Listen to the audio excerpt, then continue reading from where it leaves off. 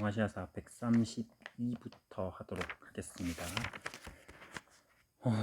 자, 청해 근대화 운동, 일본의 메이지 유신, 조선 이렇게 3개 국가 근대화 운동을 하도록 합니다.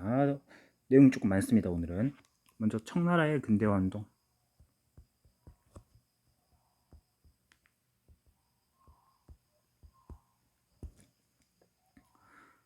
첫 번째로 청나라에서 태평천국 운동이라는 게 있었거든.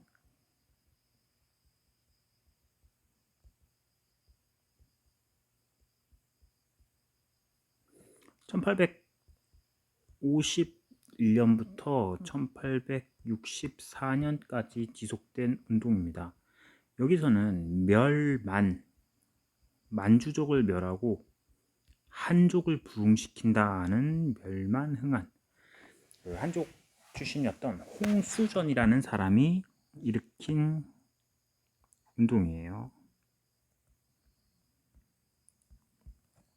홍수전은 자기가 하나님의 후손이다, 자기가 하나님의 자식이다 라고 얘기를 하면서 배상제회라는 종교를 만들었습니다.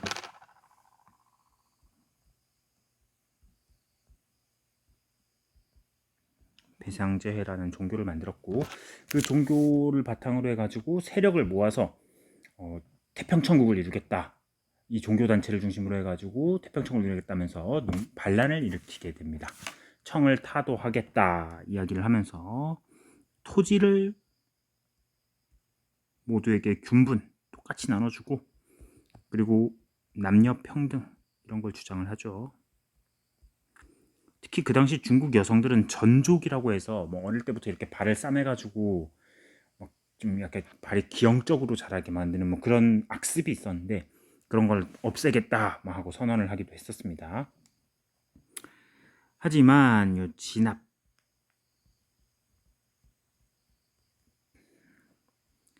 처음에는 서양 세력이 태평천국 운동이 그래도 기독교 쪽에 가깝고 하니까 좀 우호적이었어. 근데 지날수록 너무 사이비스러운 거죠. 그런 것도 문제가 됐고, 또 서양 열강의 입장에서 볼 때 특히 2차 아편전쟁이라는 걸 지나고 나가지고 조금 이따가 할 건데, 청나라에 부패한 정부가 있는 게 더 뜯어먹을 게 많은 거야. 괜히 새로운 정부가 수립돼서 자기들이 기껏 맺은 조약이 다 무효화되고 이런 문제가 생기는 것보다. 그래서 서구 열강, 또 향룡이라고 하는 청나라의 군대, 한인들이 이끌었어요. 한인들, 특히 이홍장이라는 사람이 대표적인 인물입니다. 이 사람들은 한인이긴 하지만 청나라의 관리인 거죠. 그래서 이렇게 토지가 균분되고 신분제가 되는 것보다 자기네들의 기존 기득권이 유지되는 게 더 이득인 거야, 이 사람들에게는. 그래서 태평천국을 진압하는 데 앞장섰었습니다. 이때 서구 열강의 군대가 워낙 무기가 앞서고 이래서 태평천국이랑 싸우는데 계속 승리를 거둬서 중국에서 이들을 상승군이라고 불렀대. 항상 이긴다고 상승군이라고 부를 정도로 서양의 앞선 무기 기술을 보여줬기도 했었습니다. 자, 다음 2차 아편전쟁입니다.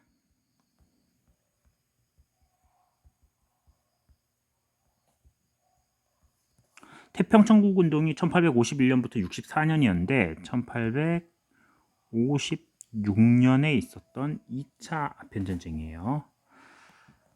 청나라랑 1차 아편전쟁의 결과 이렇게 조약을 맺었어요. 난징 조약을 맺고 청나라로부터 홍콩 할양받고 했는데, 그때 개항된 항구들이 너무 남쪽에 있는 항구고 베이징에 진짜 가까운 항구는 아직 개항이 안 된 거야.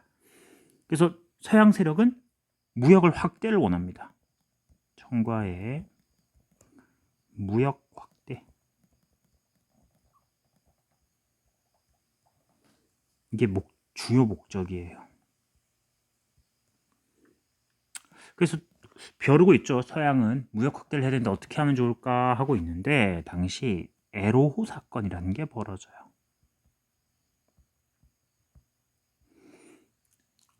에로호라는 배가 있는데, 그 배가 해적선으로 이렇게 몰고 가면서 청나라 군인들이 에로호에 올라가서 그 배를 이제 진압하는 과정에서 영국 국기가 걸려 있었거든, 그 배. 그 영국 국기를 강제로 내려버립니다. 에로우에 있던. 사실 별것도 아닌데 영국은 이걸 확대 해석하면서 군대를 끌고 또 한 번 청나라를 침입해 옵니다.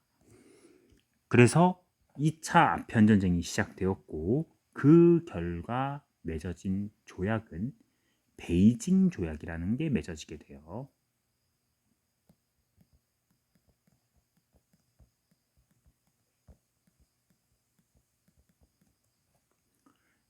베이징 조약이 체결됩니다. 베이징 조약은 개항장의 확대,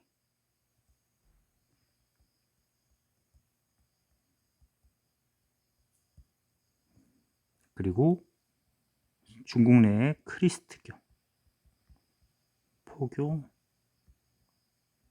인정. 중국이 2번씩이나 대패해버린 겁니다. 이제는 완전 중국이 종이호랑이라는 게 전 세계적으로 완전 들통나버린 거죠. 한 번 싸움 지는 거는 그럴 수 있다 쳐도 2번이나 이렇게 연패를 했습니다. 자, 그렇게 되자 중국 내에서도 위기의식이 일어나요. 맞아. 참고로 이 아편전쟁 연도 보면은 요 사이에 있었던 거죠. 태평천국 운동 사이에 있습니다. 그래서 아까 얘기했듯이 서구 열강이 처음엔 청나라랑 싸웠다가 2차 아편전쟁에서 이 베이징 조약을 맺고 나서 오히려 청나라를 돕는 이런 역할이 바뀌죠. 그 조약을 맺은 이후에. 자, 어쨌든 이 위기 상황, 청나라 정부도 위기를 느꼈고 개혁을 하자 하면서 양무 운동이라는 게 추진돼요. 1861년부터 시작됩니다. 아까 태평천국 진압에 앞장섰던 이홍장, 증국번 이런 한인 관료들을 중심으로 진행이 되었어요. 이들을 양무파라고 부르기도 하였습니다. 이들은 군사력 강화,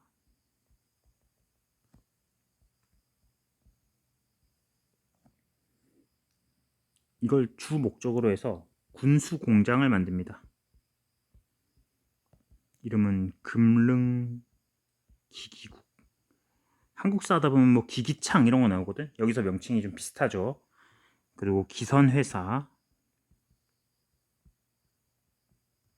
해군창설,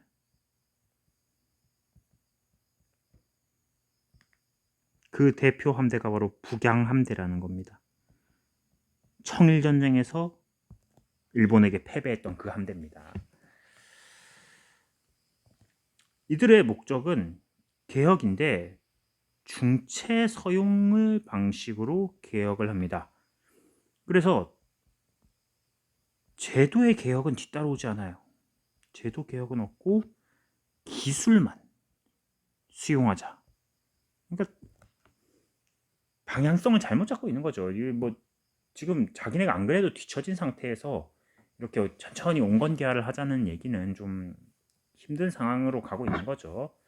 거기다가 그 와중에 뭐 북양함대의 대포를 만들 예산을 잡았는데 그 예산을 당시 집권자였던 서태후가 자기 별장 꾸미는데 사용을 한다던가, 또는 뭐 기껏 군수 공장을 만들었다가 양무파 관리가 이 관리가 다른데 발령이 났어. 그럼 다음 관리가 와서 또 해줘야 되잖아. 같이 이어서.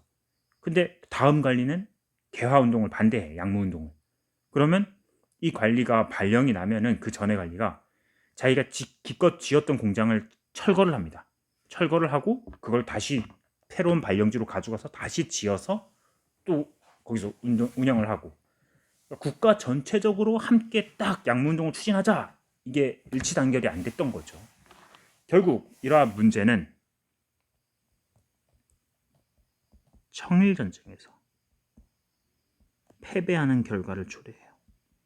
아까 얘기했던 저 북양함대가 청일전쟁에 패배하면서 한계점을 노출하였다.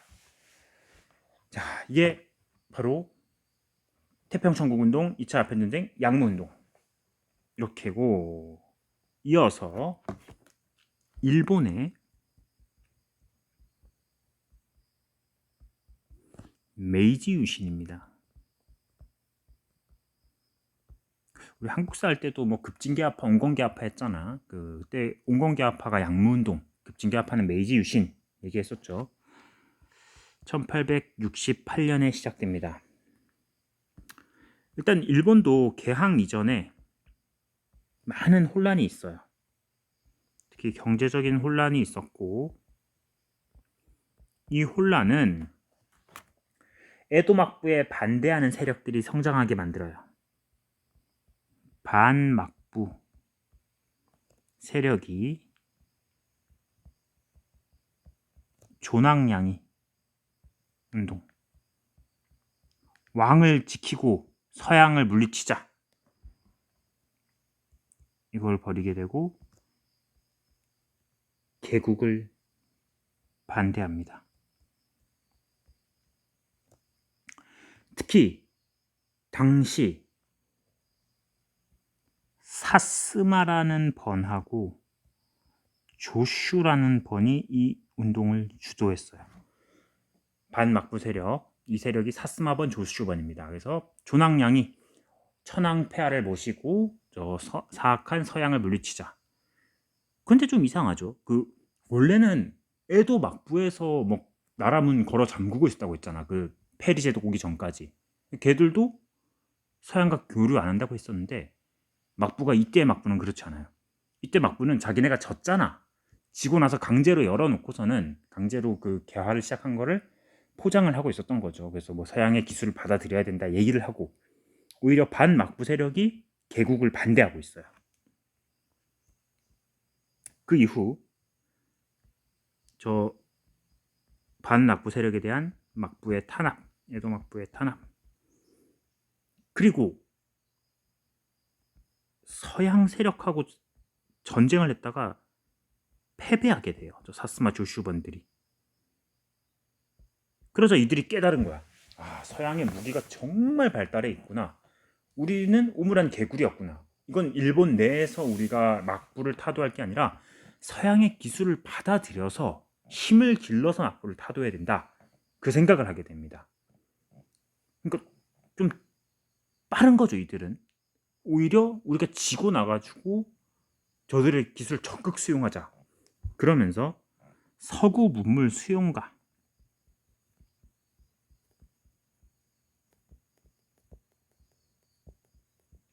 문물 수용가, 막부 타도 운동을 벌입니다.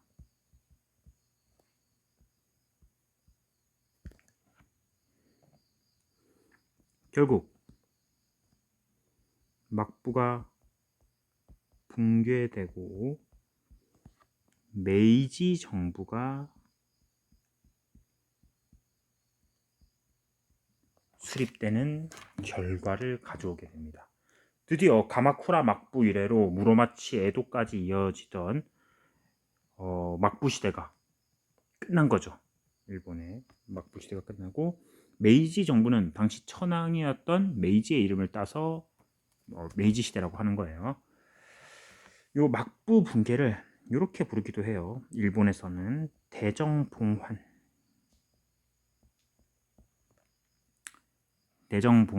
뭐 타이세이 혹한 이렇게 하는데, 도쿠가와 막부의 쇼군이 메이지 천황에게 통치권을 반납하는 것을 선언한 사건이에요. 대정봉환 이렇게 부릅니다. 자, 메이지 정부 1868년 일본의 가마쿠라 막부 이래로 쇼군이 통치하다가 드디어 천황에게로 권력이 돌아온 겁니다. 다시.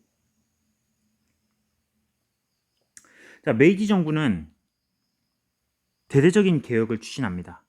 우리가 흔히 메이지 유신이라고 부르는데, 식산흥업 정책, 산업을 이렇게 부흥시키자. 그리고 징병제를 실시해요. 이 징병제 실시가 왜 의미가 있냐면, 기존의 막부 시대나 이럴 때는 권력의 중심이 무사였잖아. 사무라이들. 무사들은 내가 무력을 갖추고 있고 이 나라가 전쟁 나면 내가 나라를 지킨다. 그런 자부심이 있던 사람들이야. 근데 징병제를 실시하니까 무사들이 더 이상 특별한 계층이 아닌 거죠. 모든 사람이 어차피 군인인데 너만 왜 특별한 척이야. 이렇게 되는 거죠. 무사들의 권위가 더 떨어지겠죠, 당연히. 징병제 실시. 그리고 삼인 평등, 무사 뭐 이런 거에 특별한 막부 세력들의 그런 걸 다 없애는 거죠. 또 근대적 토지 제도를 실시하게 되었습니다. 또 이때 서양의 문물을 적극 수용합니다. 당시 대표적인 사절단이 이와쿠라 사절단이라고 있어요. 이 사람들이 유럽에 가서 뭐 프랑스, 독일 이런 나라들을 다니면서 그들의 신문물을 견학하였던 사절단입니다. 이와쿠라 사절단에 함께 갔던 멤버 중에 하나가 이토 히로부미도 있습니다. 이토 히로부미도 우리의 입장에서는 완전 나쁜 사람이지만 일본의 입장에서는 이 메이지 유신을 이끌었던 사람이거든. 다음 마지막 조선입니다.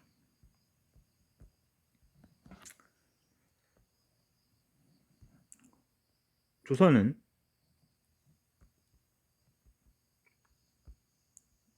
개화 정책을 추진을 해서 일본의 수신사 조사 시찰단을 파견해요.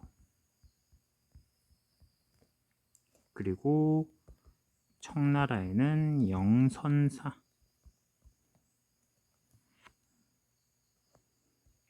미국에는 보빙사 이런 걸 파견하죠. 그 사절단, 이와쿠라 사절단처럼 똑같은 거죠. 그 결과 만들어졌던 게 군대, 별기군이라는 군대, 뭐 통리기무함은 같은 개혁 기구가 만들어지기도 했습니다. 하지만 이러한 개화 정책에 반대하는 움직임도 있었는데 이모군란이라는 게 일어나요. 다들 알고 있죠, 이모군란. 이모군란을 거치면서 개화의 방법을 두고 온건개화파하고 급진개화파로 나뉘게 돼요. 온건개화파는 양무운동, 이걸 모델로 했고 청나라의 양무운동. 급진개화파는 메이지 유신을 따라가려고 해요. 근데 급진개화파가 뭐 위기에 처하고 뭐 어쩌고저쩌고 하면서 나중에 갑신정변까지 이어지는 거 우리 한국사 할 때 했었습니다.